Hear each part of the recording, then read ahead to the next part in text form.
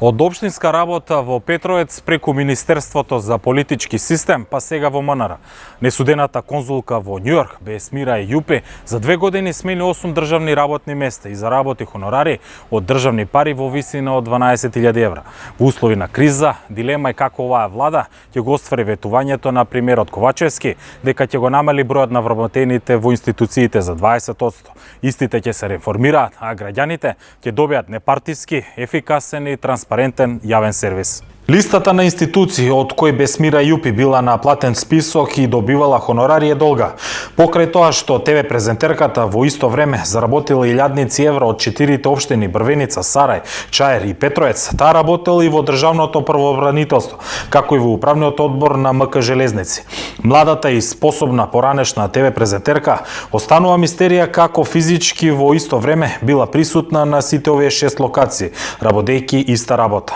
Во јуни, антикорупцијската комисија покрена иницијатива за кривична одговорност за 4 градоначалници, иницијатива за морална одговорност на државниот правобранител, кој во истиот период ја ангажирал Ејупи.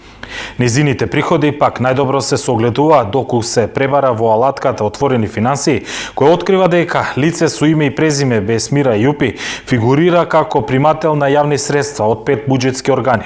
Ејупи соработувала и со државното правобранителство и со 4 општини во периодот 2021-2022 година под ставката 425990, со која според правилникот за класификација на расходите се означуваат други договорни услуги.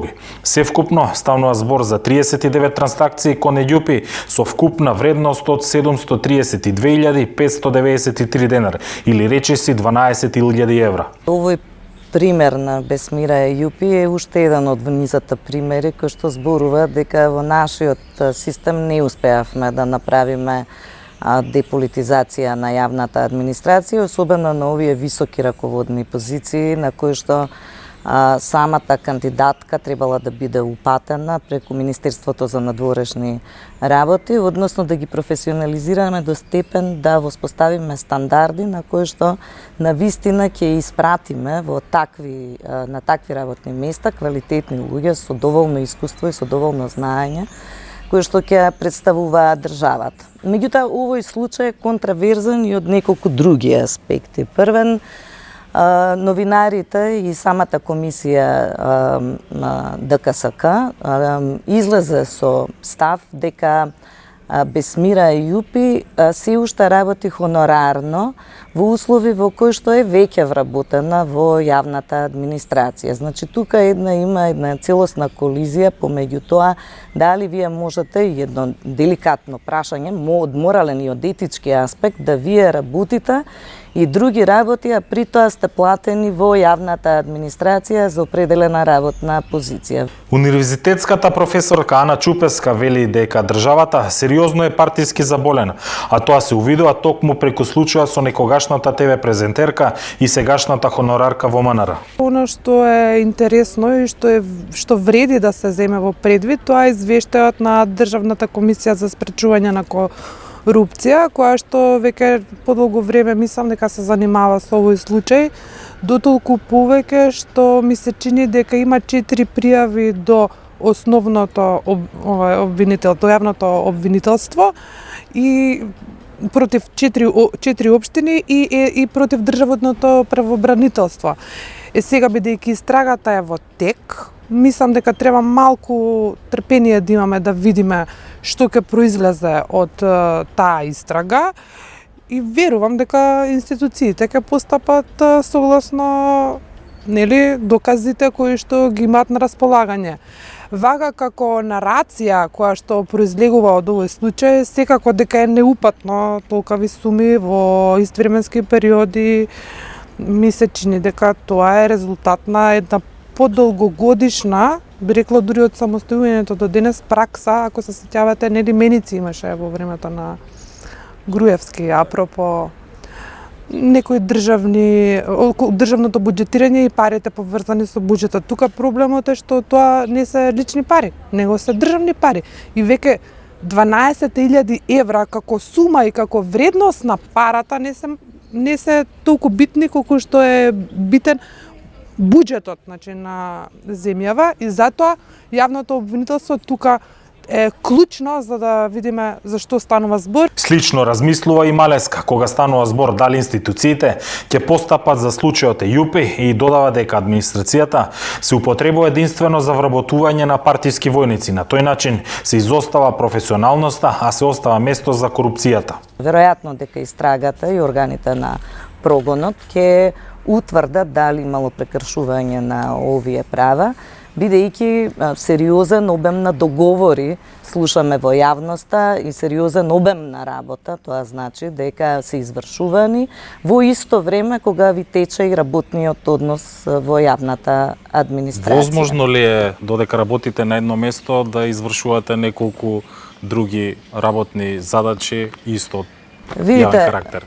Законот и за работни односи, а понатаму и законите за, за административни службеници не се прецизни во насока на тоа дека работната недела трае 40 часа и дека вие можете околу 30% дополнително работно време да користите за некакви авторски договори. Владата целосно потврли во делот на реформите на јавната администрација. Министрите веќе не ги гледаме да говорат за овие прашања околу тоа кои се оние стратешки приоритети кои што ги зацртали, како тие ќе ги остварат. Едно од тие прашања е прашањето за обемот на јавната администрација, чии политички ветувања на почетокот на мандатот беа дека ќе се редуцира за 20%.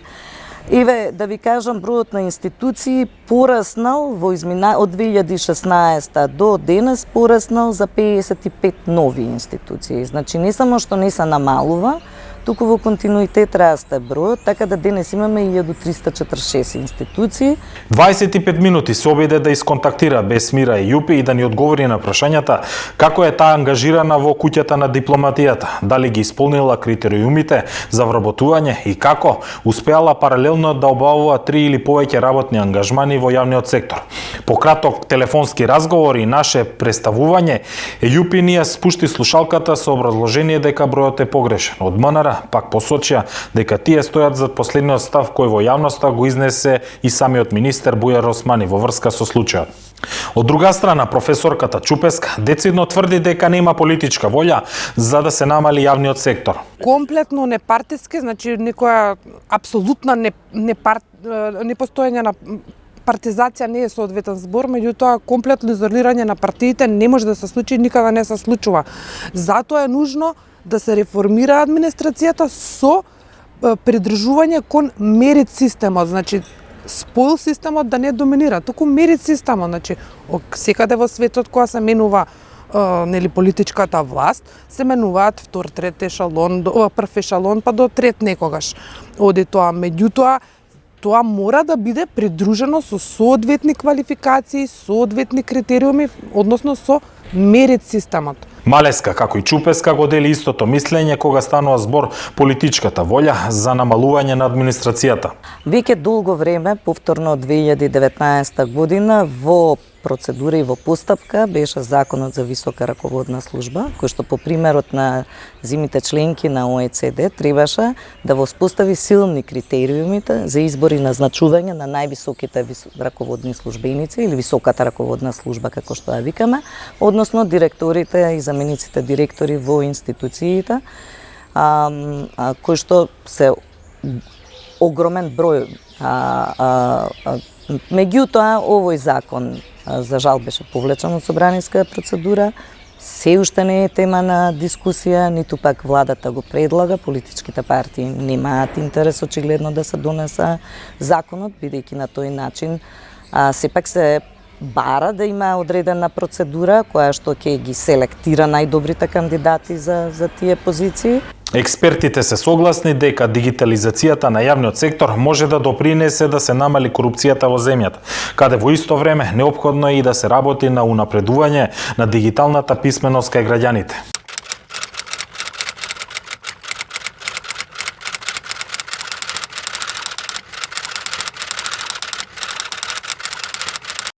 Вице-премиерке, сега да почнеме со случајот, последниот случај, тоа е Бесмира ЕЈУПИ, за да ја видиме всушност на вистина корумпираноста, партизираноста на Македонија. На системски практично, во која е инволвирана и владата. Ако вие работите на политики за добро владење, сметате ли дека овој случај треба да има некаква завршница? Земала илјадници евра, 12.000 евра од различни институции, Бесмира Ејупи, била во Министерство за политички систем, отишла потоа во МНР. Значи, можам да кажам дека таа е символот всушност на тоа како изгледа Македонија денеска. Јас веќе дадов изјава за овој случај и ако се сеќавате, тоа беше во насока дека министерот за надворешни работи треба да излезе и транспарентно да каже во јавноста дали лицето е вработено, на каков начин е вработено и под кои критериуми. Видете, и се сеќавате дека веднаш истиот ден излезе министерот. Сега вака, под прашање. Кога рековте треба да каже министерот, Добра. Вие излеговте практично некако вие да сте министер, сепак сте вице-премиер, имате некаква функција. Туку како да сте новинар. Барате информации. Ме разбирате? Да, ве разбирам сосема. Вие не побаравте одговорност, ниту од министерот, ниту од Бесмира Ејупи. Туку побаравте чиста информација. Таа информација бара и јавноста, таа информација ја бараат и новинарите. Вие имате повеќе механизми заради тоа што сте дел од владата, каде што може директно да делувате. Јас сум кажала многу пати до сега и ќе кажам и сега. Секој треба да носи личната одговорност за постапките кои што ги превзема во рамките на институцијата која што ја води. Ако мојата позиција како вице-премиер за политики за добро владење, истовремено задолжена за етичкиот кодекс, за тоа како го спроведуваат избраните и именуваните функционери од страна на владата, практички ме доведе во ситуација да побарам такво објаснување од министерот. И тоа се ингеренциите што мојот кабинет ги има, врзани за исполнување на етичкиот кодекс. Знаете што? Затоа не можам да се согласам дека тие биле во насока како на некој од надвор, туку напротив, комплетно во линија на моите обврски за спроведување на етичкиот кодекс. И министерот тоа го направи. Значи, практично, извинете, морам да ве прекинам за тоа што ќе излезе воопшто вие објаснивте многу добро. Секој треба да ја носи личната одговорност. Вие немате ингеренции да делувате. Зошто воопшто тогаш постои? Ова се нарекува кабинет, не е министерство. Зошто воопшто постои овој кабинет? Ако се повикувате на тоа дека секој треба да носи лична одговорност. Тоа се, знаете што, тоа се фрази во една бирократизирана влада. Вие ако немате никакви ингеренции да гледате дали се имплементираат тие политики на добро владење, тој етички кодекс. Ама токму во насока на тоа беше мојата разделите ливчињата или книгичките за етичко владење и толку да остане на тоа. Меѓутоа тоа не е случај, со самото тоа што јас излегов и побарав објаснување. Сите баравме. Внимавајте. Согласно етичкиот кодекс, значи мојот дел од врската е завршен. Доколку не дадеше објаснување министерот за надворешни работи, јас ве прашав, дали вам ви се допаѓа објаснувањето? Истовремено ги повикав институциите кои што имаат надлежноста да проверат дали е законски извршена постапката, да излезат и да го направат тоа. Значи секој треба да заврши својот дел од работата. Вие дали ја завршивте вашиот, извинете да прашам, дали го завршивте вашиот дел од работата? Дали вие истраживте дали навистина ова лице, Бесмира Ејупи, била вработена законски? И дали земала хонорари законски? Значи, кабинетот не е истражен орган. Истражувањето е во надлежност на други институции. Ангажирањето на Бесмира Ејупи од страна на општините не е воопшто во ингеренции на владата. Вашите ингеренции се само да поставувате прашања? за ангажманот на општините на лицето Бесмира Ејупи реагираше Државната комисија за борба против корупција и согласно нивните надлежности испрати предмет во обвинителството. И очекувам обвинителството да истражи и да излезе со конечниот дел. Сите ваши реакции кои ги слушаме од првиот ден како сте влезани во кабинетот, еве до денеска, се однесуваат на тоа дека вие немате никакви ингеренции. Јас не знам каде сте го виделе тоа. Јас ви кажувам дека на ова интервју постојано велите дека вие немате ингеренции. Јас ви кажувам дека постапив согласно моите ингеренции. Ама тоа не се ингеренции. Не, тоа се точно ингеренциите кои што ги имам според етичкиот кодекс.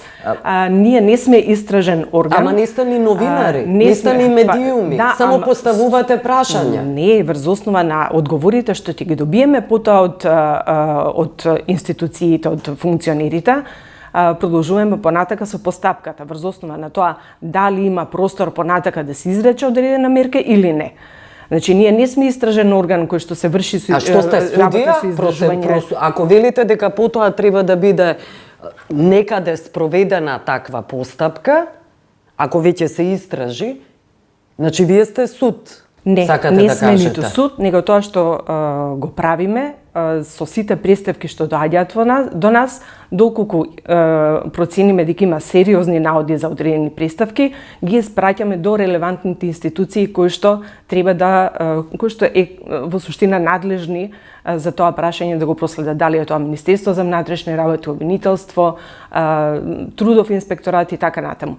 До сега сме сме имале 73 предмети, 6 представки се доставени до МВР, 3 до инспекторати, 2 до судскиот совет, до јавно обвинителство, комори на извршители и така натаму. Знаете што, граѓаните имаат повеќе постапки од вас и овие постапки ништо не значат. Сушност и граѓаните можат да одат во обвинителство, медиумите можат, невладините, било која институција може, немате ништо специјално во вашиот кабинет, во постоењето, суштината на вашиот кабинет. Тоа сакам да кажам. Во која смисла мислите? Еве ви објаснив, ништо, никакви ингеренции немате. Само прашувате, поставувате прашања.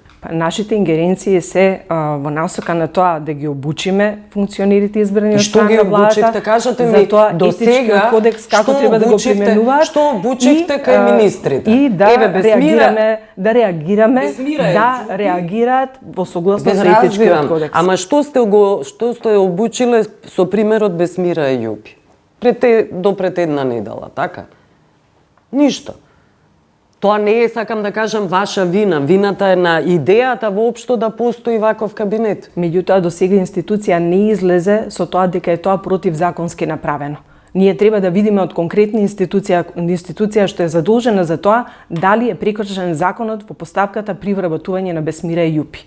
Наше беше да го повикаме министерот, бидејќи 3 дена молчеше. Ако јас ви кажам, бидејќи 3 дена молчеше и не излегуваше во јавност, да го повикаме согласно етичкиот кодекс, да излезе и транспарентно да соопшти на јавноста дали се вистините на одите и како е извршена таа постапка, и министерот го направи тоа веднаш штом го повикавме, го прозвавме тоа да го направи, практички го испочитува во тој начин нашето реагирање врз основа на кодексот, зашто сме обврзани и одговорни да го направиме. Ама зошто поставувате прашања? Кога сте свесни, ако таа била вработена во Министерството за политички систем, не смеела да има толку многу, законски не смеела по бројот на работни часови да има толку многу други ангажмани, со кои добивала 12.000 евра. Па вие тоа го знаете. Ама јас пак ќе ви кажам, низиниот ангажман во општините не е во надлежност на владата. И обвинителството за тоа има предмет и очекувам обвинителството да го заврши предметот и да информира јавноста за наудите. Тоа е работа на обвинителството. Ние не сме обвинители, не сме суди, не сме полиција за да можеме да правиме такви истражувања. Тоа се ингеренции на соодветните институции. Впечатокот е со оглед на тоа што дека немате никакви ингеренции, еве ги наброивте ингеренциите, само да поставувате прашања, впечатокот е дека се трошат парите на државата, а државата се граѓаните, со постоење на вакви кабинети. Се сложувате ли со мене? Прво, не можам да се сложам дека е тоа така. Мислам дека е малку паушална оценката, заради тоа што активностите на овој кабинет се прилично широки и тоа што го имаме до сега направено. Освен што имате средби, што ги гледаме вашите средби, немате ниту страница официјална на интернет. Свесни сте за тоа. Читаме само соопштенија дека имате некакви средби. Тоа е мојата паушална оценка? Да, тогаш ми е многу жал затоа што не сте заинтересирале многу повеќе за тоа што конкретно го работиме. Јас никогаш не сум бегала за одговори спрема јавноста. А што сработивте? Еве кажете што е сработено за да се покаже дека нема корупција или има етичко однесување кај министрите. Еве и самиот случај со Бесмира Ејупи покажа колку е всушност еродиран системот. Самата партизираност на администрацијата, вие воопшто не побаравте намалување на администрацијата. Воопшто. Говорите за дигитализација со години на администрацијата. Само говорите за планови на оваа влада. Со години. Во смисла, прво не може да се согласам дека зборуваме со години, заради тоа што јас сум во овој кабинет од 17 јануари. И во смисла на дигитална трансформација на општеството се превземаме низа активности кои што до сега не биле превземени, кои што практички се основа за да можеме да зборуваме за дигитална трансформација на општеството и ми е многу жал што е тоа така, што биле препуштени толку години назад без да ги имаме основните алатки за дигитална трансформација на општеството и сигурно ќе беше многу полесно да се координираат овие активности. Овие граѓани не можат да слушаат за планови повеќе. Не зборуваме за планови, зборуваме за конкретни активности кои што треба да претходат на дигитална трансформација. Еве дигитална трансформација немате ниту интернет страница за да видиме што работите. Комплетна подготовка за електронска лична карта и дигитално депонирање на документите, нешто што не достигаше во претходниот период, а е основа за дигитална трансформација, е тоа што го правиме во овој период на страна со останатите активности. На страна со координативните активности за сајбер безбедност и се што треба да се превзема во таа смисла. За какви сајбер безбедности? Знаете дека вчера беше од 9 септември беше објавено за сајбер напад врз Министерството за одбрана. Да, и тоа е практички резултат на недостаток и на недоволна ангажираност на институциите во тој сегмент. Ама вие сте дел од институциите. Дел од институциите неколку месеци. Значи, од како сум дојдена зборувам и инсистирам на тоа cyber security да се гледа како инвестиција, а не како трошок. И јас сум сигурна дека особено после последниве случувања веќе институциите ќе сватат колку е тоа прашање сериозно и на колку на тоа прашање треба со сериозност да се гледа. Добро, ви благодарам, мораме да завршиме. Многу благодарам.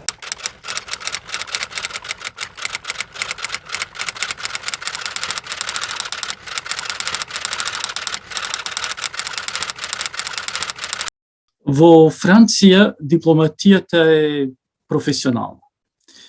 Партиското влијание не може да се почувствува, иако сите дипломати, како и сите и обични французи и луѓе имаат своји политички определувања. Сепак да се стане дипломат, патот е тежок, посебно за професионалните дипломати, бидејќи за да се конкурира на конкурсот за влегување во Министерството за надворешни работи на Франција, кандидатот треба да има завршено најмалку 3 години факултет, односно според системот на Болоња БАК плюс на француски е БАК плюс 3, односно гимназија, завршена гимназија плюс 3 години универзитетско образование, но најчесто се тоа 5 години, значи со мастер 1 или мастер 2, за да може да учествуваат на конкурсите. После конкурсите се отворени на различни нивоа, бидејќи француската администрација има А, Б и С, зависи од која категорија на функционер сака да биде идниот дипломат, односно вработен во француската дипломатија.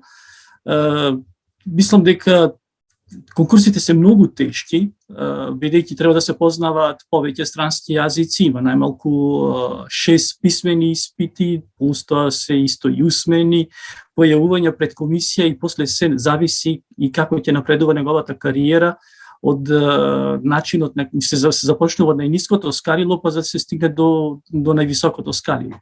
Ретко се случува некој да биде назначен за генерален конзул или за амбасадор, а ако претходно не ги поминал сите степени во дипломатијата од да речеме министер советник па се односно обичен советник во амбасадата или во генерално конзуларно представништво, пошто напредува постепено во својата кариера. Значи, и најчесто првите назначување на повисоки одговорни функции се во помалите земји, потоа се напредува кон поголемите. После тоа има се разбира враќање во Министерството за надворешни работи, каде што поминуваат известно време работејќи во специфичните дирекции на Министерството, после што повторно заминуваат на функции. Интересно да се каже дека дел од француските амбасадори кои што биле во Македонија, после враќањето од Македонија заминале на повисоки функции или ги извршувале повисоки функции, како например господја Тауер, кој што беше, немам проверено, таа беше исто директор на дирекцијата за култура и комуникации на Министерството за почетното за култура, за целокупната културна соработка на Француското Министерство за надворешни работи. После тоа нешто слично беше и со Бернар Валеро, кој што беше претходно заменик портпарол, потоа стана портпарол Француското Министерство за надворешни работи. Значи, сепак во Франција се внимава многу на тоа како се напредува во дипломатската кариера.